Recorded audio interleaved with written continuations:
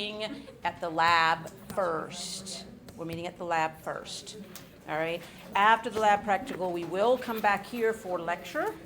The lab practical itself should run, I'll usually start it around about 6:10, 6:15, giving you guys just a little bit of leeway just in case you run into some traffic problems. I can only, accommodate so much traffic problems. So make sure you make extra effort. If you're somebody who does tend to, take the time and make that day as one you get out of work earlier or start your travel to school a little bit earlier.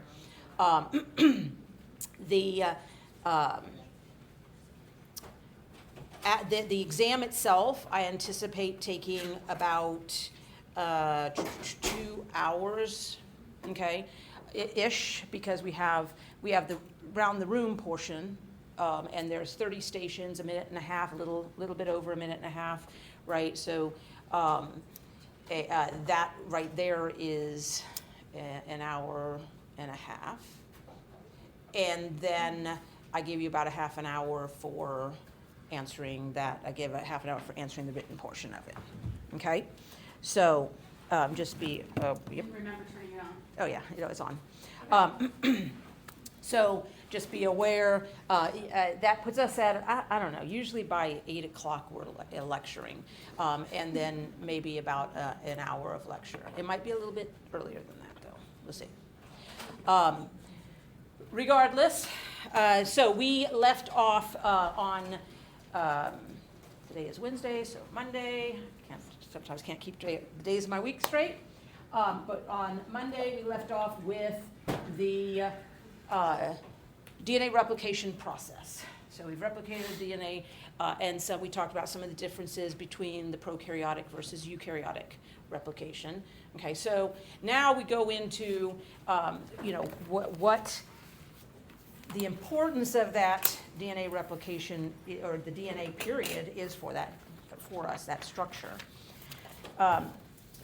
DNA is what is going to provide the directions on how to produce any and all proteins within the cell, as well as any of our RNA molecules, messenger RNA as an automatic given, but we also have ribosomal RNA and transfer RNA, and we have regulatory RNAs that come in. So all of that is going to be outlined in the DNA structures, how to do that. Okay? So the DNA is what's going to give us what we refer to as the genotype. Okay? And then from that information, from the information stored in the DNA, that massive library of instruction manuals, we then have the cell presenting the phenotype. That is the characteristics of the cell that are displayed. Metabolic, physical, so it's metabolic activities, it's physical appearance, across the board, everything related to what we see happening with that cell. So the phenotype is oftentimes linked to the proteins. If we're talking about metabolic activity, we're talking about the enzymes, right? But if we're talking about other physical appearances, again, the ability to produce those particular structures or macromolecules to make that cell appear the way it does. Now, the DNA does have in it this massive library of instructions, some of these instructions will never be used by that particular cell, right? It just depends upon what the cell runs into in the environmental conditions that its life exists in. So not all genes are going to be used over the course of the cell's lifespan. Some genes are regularly used. These are referred to as our constitutive genes. Okay, these are mainly your housekeeping genes. And then we have other genes that are going to be regulated. They'll be turned on or off at various points in time based upon the situation. All right, so how do we go from the information in the DNA to get to the phenotype, so that genotype to the phenotype? And here's where we follow what we call the central dogma. The central dogma is And by the way, this picture comes from your book, although I did add the little bit here, because I usually actually write this out. But DNA has the ability to replicate itself. Okay, so DNA creating more DNA. And we've gone through that process of replication. DNA then also, segments of DNA, the genes themselves, are going to go through a process of transcription to produce RNA. Okay, and the main RNA product is messenger RNA because that's what's going to be used as a template for translation to make our proteins. Now these terms are very specific as far as the description of the process because of what the molecules that are being produced. So basically they're related to the molecules that are being produced. DNA is composed of nucleic acids, right? RNA is composed of nucleic acids, but they're different. Those nucleotides are a little bit different. They have the ribose sugar instead of the deoxyribose sugar. So it's like writing, taking a story, instruction manuals that are written in black ink and rewriting them, transcribing them into blue ink, right? Same information, one and the other, though literally different as far as the actual ink that's being used. Okay? And thus that term transcribe. You're transcribing nucleic acids into, again, nucleic acids. Now when we go from RNA to protein, RNA is nucleic acids. Our subunits for protein are our amino acids. Okay? So that is a different molecule altogether, right? It's a different macromolecule group. And therefore, it's no different than taking English and then translating it into a different language, say German. Okay? It's not going to be an equal word-for-word translation. For many of you guys who are bilingual, you know that, or many of us who are not necessarily, but have to have taken classes at some point in our life to try and learn a different language, we know that it's not a one-to-one relationship. Okay? It's a translation process and not one-to-one. And therefore, when we look at this process going to RNA to protein, we actually find that we require 3 nucleotides to get one amino acid, right? And those 3 nucleotides are referred to as the codon. All right. Now, each of these processes, replication, DNA to make DNA, transcription, DNA to make RNA, transcription, DNA to make RNA, translation to make RNA to make protein. Each of these processes are actually involved processes, very different processes, but they have the same set of stages. We always have an initiation process. There's the elongation or polymerization process, and then termination. Okay, so the stages are oftentimes referred to, given the same names, referred to in the same way. However, what's going on in each of them is going to differ based upon the particular process that you're looking at. Give me one moment, make sure I hit everything I wanted to talk on this slide. I think so. All right, so we're going to, since we already did, I know what I wanted to do. Just as a reminder, cheat sheet, easy, quick, right? For replication, the template is what? DNA. Okay. For transcription, the template is? DNA also, yes. For translation, the template is? RNA. Okay, good. All right, so moving into transcription. Okay, to transcribe a segment of the DNA, what we are actually interested will be in a particular gene. Okay, that gene is going to be recognized by the fact that it will have a promoter. This is the area that will be recognized as the starting point, the area where our RNA polymerase, which is the key player in this process, is going to recognize and bind. The promoter is one that has two very specific regions that are recognized that are consensus sequences across most promoters, okay? And that would be the -35 region and the -10 region. The -10 region is oftentimes, well, in a eukaryotic, it's referred to as the Tata box. It is one that has a lot of A's and T's present, okay? Why? Because again, remember, A and T have 2 hydrogen bonds that connect them, as compared to G and C have 3. So if you have an area that has A's and T's, there's less hydrogen bonds to break than if you have G's and C's. So that area where we need to start the process and break the bonds between the two, that double-stranded DNA, it's easier to do so in an area that has lots of A's and T's. The -35 region, that region is the area that is going to have the cofactor that plays a role in DNA polymerase. That cofactor is referred to as sigma. That's the location that sigma binds, and sigma plays a role in stabilizing RNA polymerase on that promoter.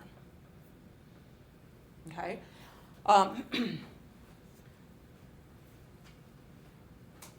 The -10, -35.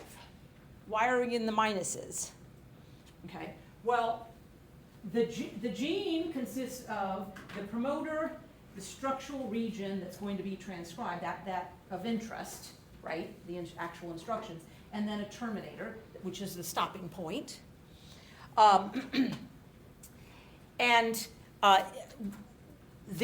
When we talk about that segment of DNA, anything from the transcribable, starting at the first nucleotide that's transcribed on down towards as you make your way towards the terminator, is referred to as upstream and will be assigned positive numbers. And anything before that point, which is where the promoter is considered, I'm sorry, I switched that. Anything, this is considered downstream. So plus transcription start site moving towards the terminator is downstream. So you're going to have this like flow of a river, you're going downstream. Anything such as the promoter is considered upstream. Okay, so it's a minus because you're going against the flow. Okay?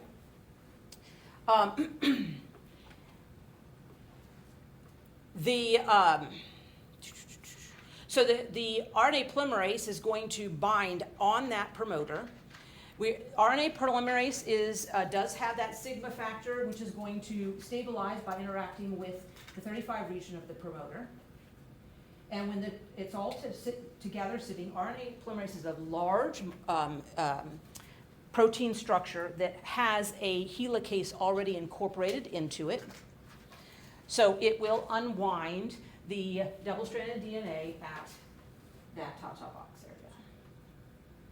Okay, so we don't need to see an extra, molecule or an extra enzyme involved because RNA polymerase serves both as a helicase as well as the polymerase.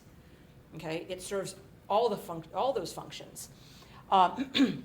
So it will unwind the DNA, and the DNA is then going to serve as a template. Now, the DNA template, unlike DNA replication, in this case, the DNA template is only going to be one side of that DNA molecule. Okay? We're not going to take advantage of both. During DNA replication, both strands were used. During transcription, only one of these strands will be used. Okay? All right. The RNA polymerase will set up and start the process at that transcription start site. It usually takes about 9 to 10 nucleotides to be bound together in a growing strand before this becomes official and we moved into the elongation phase. Okay? Before the initial segment is made, okay, that RNA polymerase could fall back off again. So remember we have our initiation, elongation, and our termination. So we don't move in transcription, you don't move into elongation until this happens and a short segment of about 9 to 10 nucleotides have been joined together. Then we move into the next stage of elongation. Now, just as an FYI, so I don't forget to mention, this is what we're seeing in a prokaryotic cell. In a eukaryotic cell, you're going to see something very similar, but they will also have additional upstream binding sites for transcriptional cofactors that are going to help stabilize that RNA polymerase onto the promoter. Okay, those upstream binding sites for transcriptional cofactors don't come into play for the prokaryotic. It doesn't appear to be as necessary. All right, so as we move into elongation, it is literally a situation where RNA polymerase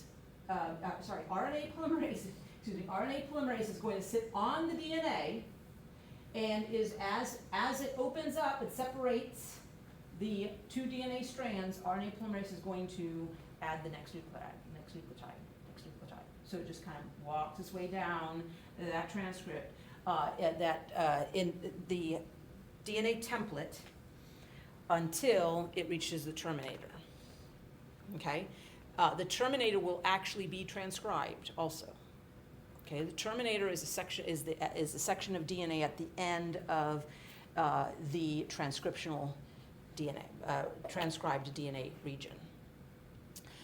During this whole process, RNA polymerase, we don't need single-stranded DNA binding proteins because RNA polymerase sits over the transcriptional bubble. Again, it's a large structure. It serves as the helicase. It serves as the means to protect the single-stranded DNA, and it catalyzes that reaction of adding nucleotides. The nucleotide base pairing is going to be A with U. So again, RNA doesn't have thymine, so it has uracil instead. So if the template says A, that's where we're going to see a U on the RNA, right? Because A binds with U. Now, if the template has a T, then we're going to see A for adenine. So if the DNA template is T, we see an A for our RNA. If the DNA template is A, we see a U. Okay? If you see a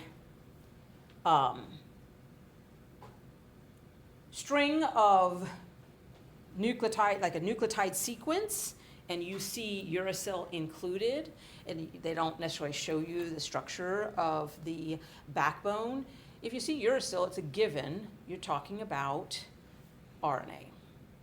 Right?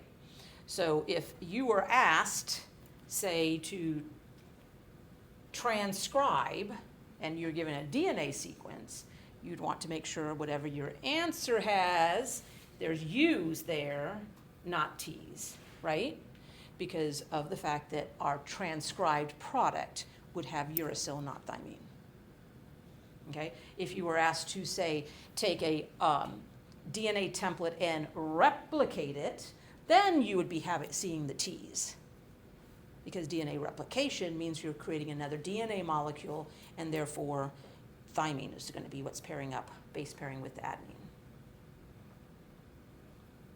The direction of RNA polymerase is still going 5' to 3'. Okay, so we always are adding incoming nucleotides to the 3' end. So we're moving 5' to 3' in length. The interaction between DNA and RNA is not as tight of an interaction as DNA to DNA. So once the RNA product has been made, it's going to fall off of that interaction, and then our two DNA molecules are going to come back together. Our two DNA strands are going to come back together again. Okay? So that separation is, again, just occurring where that RNA molecule is, and then the DNA, and being used solely as the template once the RNA molecule is starting to be developed or produced, and the RNA polymerase is moving forward. RNA falls off, DNA strands come back together to that double-stranded double helix.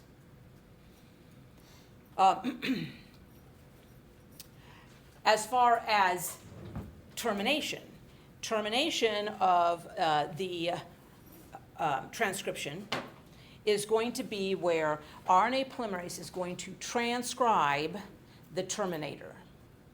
Okay, so the terminator is a sequence that is transcribed, and part of that sequence, the beginning part of the sequence, as that messenger RNA is made, the beginning part of the sequence is one that can fold back on itself and base pair to itself, creating a hairpin loop. Hairpin loop is a 3D structure. Now we have competition between RNA polymerase and a 3D structure. RNA polymerase falls off, and the RNA is released, DNA strands come back together, end of the story. Okay, so what we have, again, there's a sequence there that will be transcribed, and followed by a series of A's. Okay, that gives us a whole bunch of AU, in this case interaction, 2 hydrogen bonds, so not as strong of a bonding, and that the presence of 2 3D structures together is what is going to cause the falling apart of the whole system. Another option, so that is actually referred to, the termination through the hairpin loop is referred to as a row-independent termination. There is also a row-dependent termination. You say, what is row? Good question. Row is a cofactor, okay? And row has, so the terminator, when transcribed, will have a row binding site that row will interact with, and then it starts moving into place along that transcript. Again, it's still based upon competition of two 3D structures. So row bumps off RNA polymerase. Okay?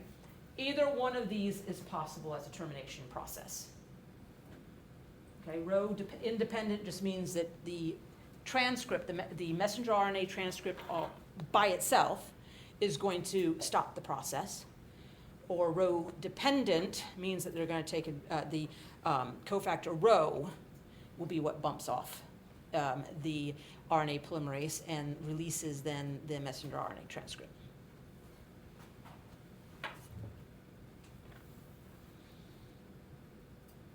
Did we talk about where the energy is coming from for replication and transcription? I'm trying to remember.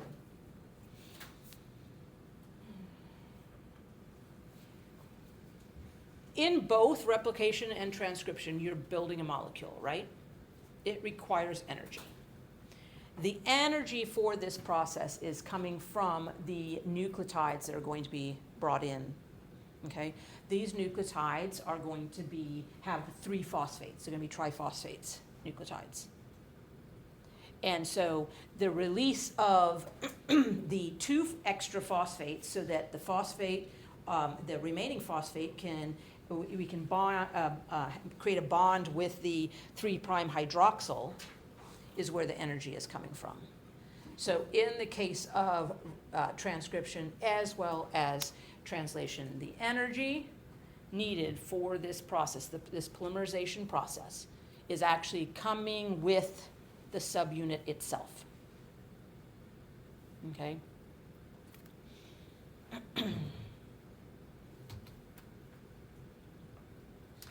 Now, I feel like I'm missing something. I might be in the wrong order here, and it might be coming up with it a little bit. For transcription, for prokaryotic cell, transcription is occurring basically in the cytoplasm, right? Because that's where the DNA is. The DNA is found in a location called the nucleoid, but the location called the nucleoid is literally in the cytoplasm.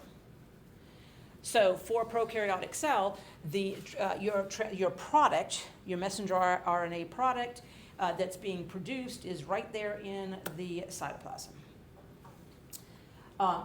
In a eukaryotic cell, transcription is occurring in the nucleus. So there are actually some additional steps that we see occur in the eukaryotic cell, some additional processing. The genes themselves actually consist not just of coding regions for the RNA product, but extra information. Okay, so the gene is going to have what we call introns and exons. Introns are extra information that is going to need to be removed before that final product is ready to go. Okay, so in a eukaryotic cell, we say that transcription, the immediate product of transcription is a pre-messenger RNA that then is processed within the nucleus before it exits the nucleus to move into the cytoplasm, because translation is going to occur in the cytoplasm. So what are those extra steps that have to happen for that pre-messenger RNA? The processing that occurs within the nucleus, there's three different things that are going to happen. We're going to have a 5' cap that's added, okay, to the 5' end of that transcript. We're going to have the addition of a polyadenylated tail. So the polyadenylated tail is a whole string of adenines tacked on at the end. And then we have an event called splicing occur. Okay, and splicing is where we have those introns removed. So there are a group of small proteins that assemble together to perform this activity. Those proteins, when they assemble on that pre-messenger RNA transcript, creating what we call the spliceosome, which will then remove or cut the introns out and then attach the exons together. The understanding, from what we understand, this allows for more flexibility with the potential products from a single gene. Okay, so in this case, in this figure, which again just pulled off of the internet as an example, is where, so our pre-messenger RNA, after splicing, they spliced out the introns, and after splicing you get 1, 2, 3, 4, 5. But that's not to say that that has to be the only way that it can be reassembled. Splicing could give you, if you spliced out this section, a portion of 2, then you can get a product that's going to give you 1, 3, 4, and 5. And therefore, one gene could potentially give you variants, okay, differences in the final product. Okay, in this case, the product being messenger RNA, but when the messenger RNA is translated, that'll be a different product in regards to the final, which is our final destination, which is trying to get to the protein, right? The producing of the protein.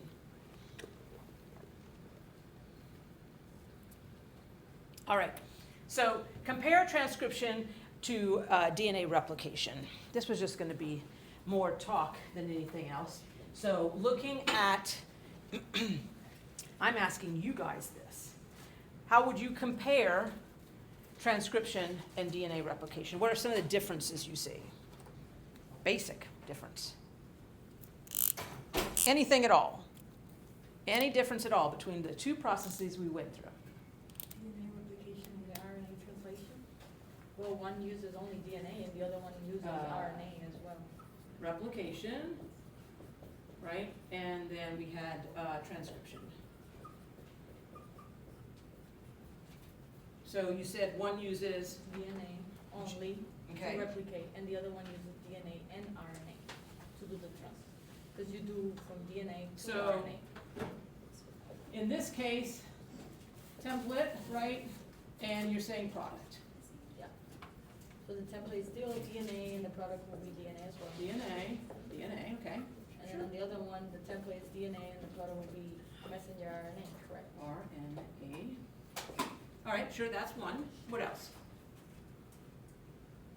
DNA does the whole strand, RNA only. So, gets a in section. this case, the template is, that's true, whole strand. This is segment.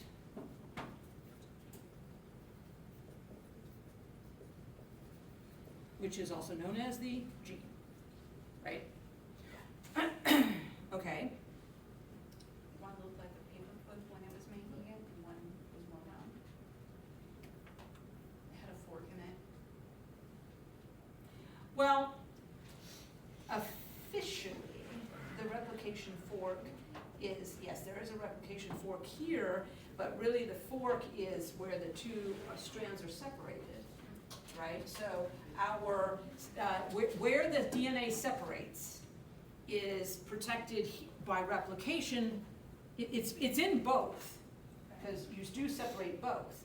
But in this case, RNA polymerase protects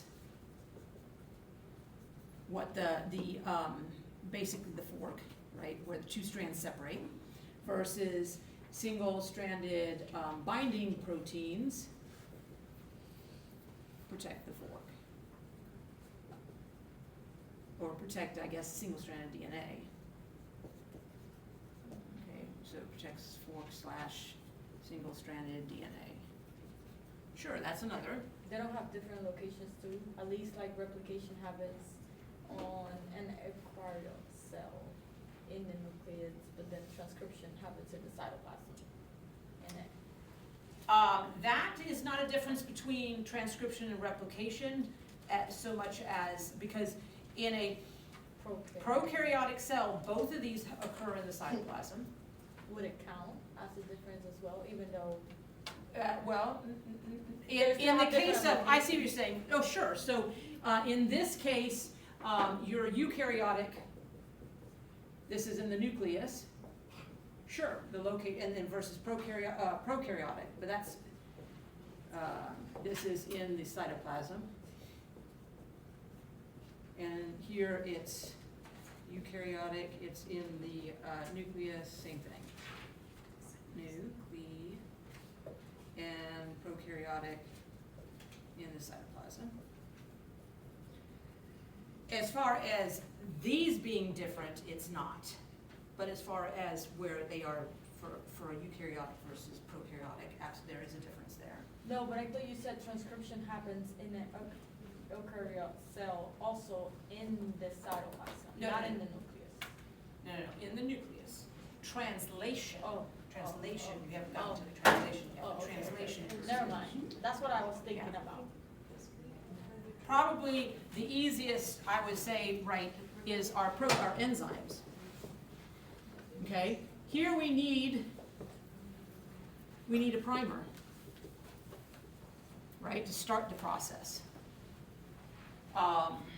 We have our DNA polymerase. Both 2, 3, and 1. Nobody ever asked the question, what happened to 2? No? What happened to 2? What happened to 2? There is still a DNA polymerase 2, but it's not involved in replication. It exists and during a non-replication time frame. It is monitoring, it plays a role in monitoring the DNA, just like DNA polymerase 1 and 3, and making corrections if there are issues that arise. All your DNA polymerases have the ability to correct errors. So when there's not the right, bonding occurring, the base pairing occurring, then they can correct that. And then, of course, here we had RNA polymerase.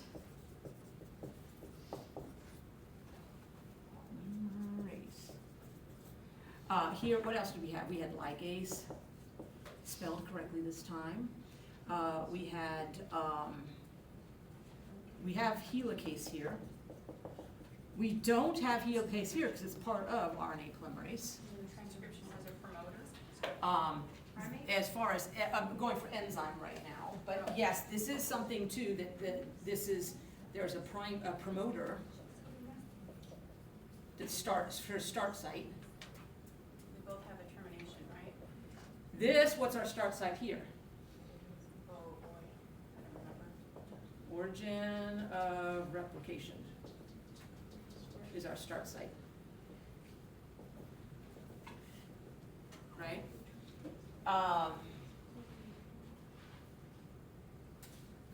Do they both Oh. have termination? It's which, I should probably put the actual enzyme here, which is primase. Do they both what? have terminations? They both have terminations. Yeah. They're different in the way they're structured, yes, but they both have a termination point. Do they both have a cofactor? RNA polymerase has a cofactor of sigma as part of that enzyme, versus the DNA polymerases don't. Sure. Right, so that's kind of part of this.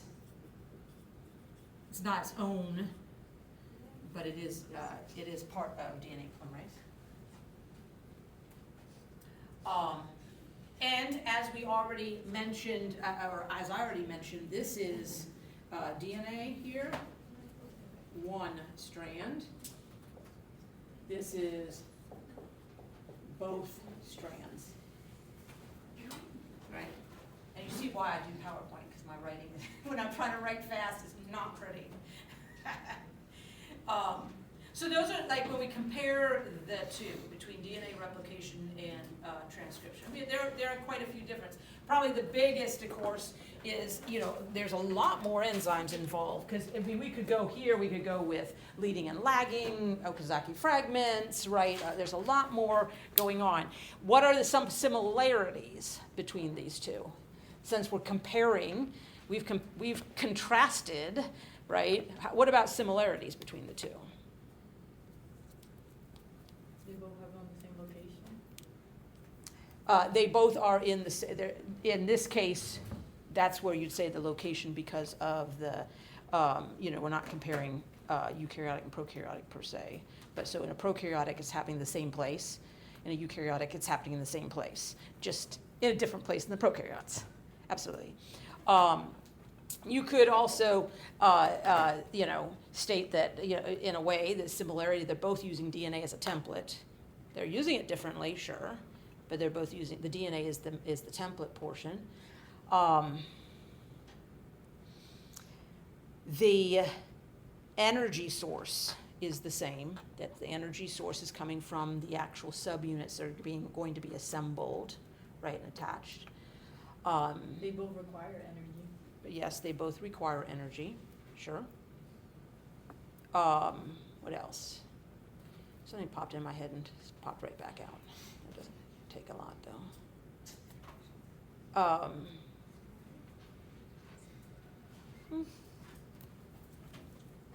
If it pops back in, I'll shout it out at that point. You said But they anyway. also both have termination, they just have different. They both have a way to terminate, yep. So that's just kind of how these are, similar and different in their process. Okay?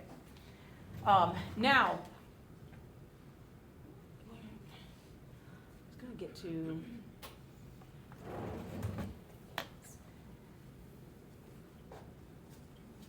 So here is where we're showing that transcription, right? In the case of a prokaryotic cell, because it's not divided, it doesn't have those compartmentalization within the cell. Everything is happening in the cytoplasm. As a result, as that messenger RNA product is being made in a prokaryotic cell, ribosomes the ribosomes and translation process can already start before the messenger RNA has actually been completed. okay? So it will be faster. There we go, and that's what I'm getting to, yep, absolutely. And that's the benefit for a prokaryotic cell, is the process is actually gonna be faster because of the fact that they don't have to wait for the messenger RNA to be produced and then processed and then transported into the cytoplasm. The prokaryotic cell can have ribosomes already bound, and not just one. In this case, as soon as the ribosome binds and starts translation, the next ribosome, as long as the space is available, that messenger RNA is available, right? The next ribosome can bind. So they can have polyribosomal translation occurring.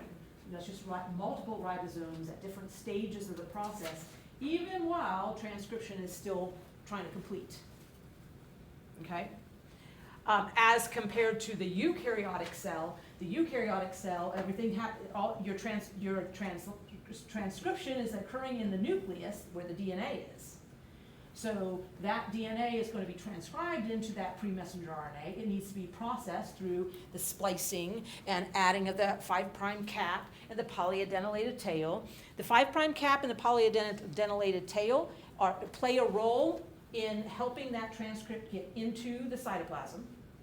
And then also it helps with keeping it stable within the cytoplasm, so that we don't have deterioration maybe occurring in that environment. And then the 5' cap is going to help in that translational process too, in getting our ribosomal subunits onto the transcript, and then they will move forward, right?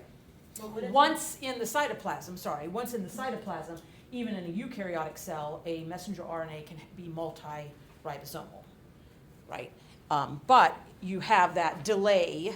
You got to get the messenger RNA into the cytoplasm before translation will occur. But you're going to say?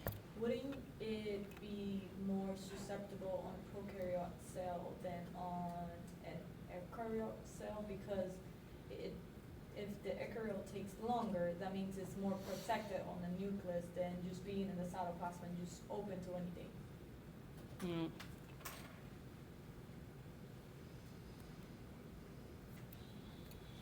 All right. And then, what's my next slide supposed to be? What is the purpose of this one? Oh, and this one is just showing the same thing is true with transcription itself. Once the promoter the RNA polymerase has passed the promoter and it's in the elongation phase, right? The next RNA polymerase can bind and start the next messenger RNA. So in a prokaryotic cell, that gene could have multiple transcripts being produced with multiple ribosomes already translating. Okay, so again, you are looking at a faster response time.